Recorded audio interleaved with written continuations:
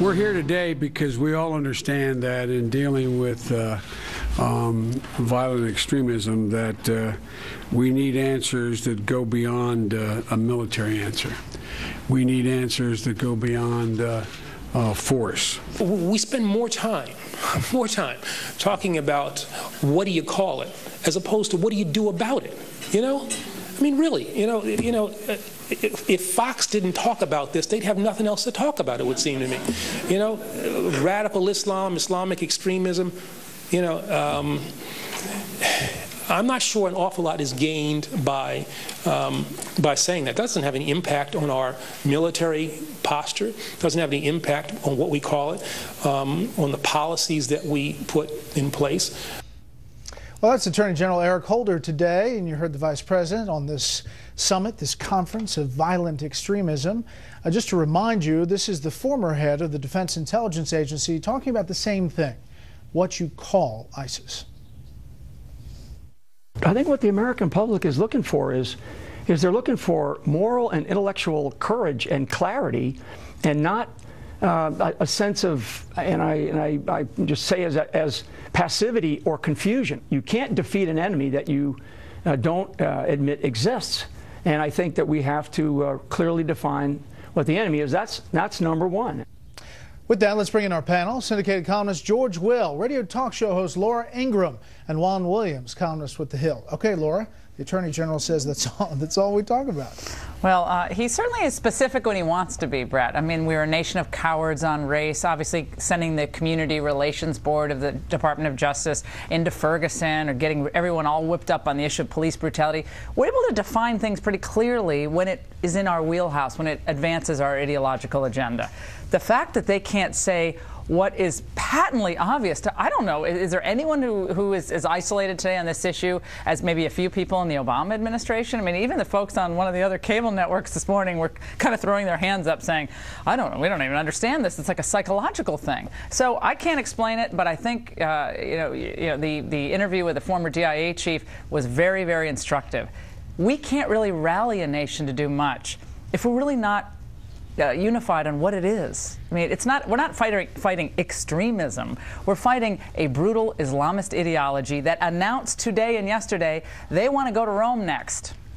George, 45 burned to death reportedly in el-Baghdadi, which is only a few miles from where U.S. troops are training Iraqi troops on the ground. And, this is the semantics that we're getting here in Washington. Yes, well, I don't want to make the Attorney General even more cross than he already is about the semantic somersaults that he's going through to avoid acknowledging the fact that these are religions and religious conflicts going on here. The New York Times had a story about how the administration's going to go into counter-messaging. They take very seriously what words are said. And an Undersecretary of State for Public Diplomacy said the following. This was apropos of Mr. Biden saying we should go beyond force. We're getting beaten on volume, so the only way to compete is by aggregating, curating, and amplifying existing content. We are going to inundate ISIS with tweets, it turns out, from 350 State Department accounts. The New York Times explained it this way. The Assistant Secretary of State said, the new campaign against the Islamic State would carry out strategies now routinely employed by many businesses and individuals to elevate their digital footprints. No boots on the ground, but digital footprints. And finally, he said, these guys, meaning ISIS, aren't BuzzFeed. They're not invincible in social media, so we're not fighting anything as formidable as BuzzFeed, you'll be glad to know. Juan, so for people who look at that and up on Capitol Hill and they say, hey, listen, is this administration doing all it can, taking this threat seriously? And you listen to Jay Johnson here saying, yes, they're a threat, or at least a potential threat, he called them. What do you say? I don't think there's any doubt. I think we have unanimity tonight on the panel. There's no question there's an Islamic terror threat. Where I think I disagree with my colleagues is, one, we don't have to take a military posture in response to this as the be-all and end-all. I think there's lots of ways to combat it, and George, social media is a key part of it, especially when we see so many people from Western countries, sad to say even Americans, responding, young people responding and going to join with ISIS. So I think that is a central part of the combat and not to be mocked. And I just think that we have been engaged in this fight for some time. When you hear the Attorney General say, what does it matter what you call it? Well, it does matter when you think about Americans here at home who feel as if the administration is dodging it. But I understand the larger strategic point, which is that you do not want to say to the Muslim world that the United States is at war with all of Islam. That is not in our best interest, and that's why not only President Obama, but George W. Bush, the same exact tact. Well, look, I mean, we're not going to beat ISIS with the equivalent of that pajama boy. Remember him, that pajama boy that sold Obamacare and the pajamas? You know, metrosexual guy. So that's not going to work. We know that, right? It's not going to work. Just sending tweets isn't going to work. And Marie Harf from the State Department saying, I guess implying that we need a big jobs program for the Middle East. These young men just don't have jobs.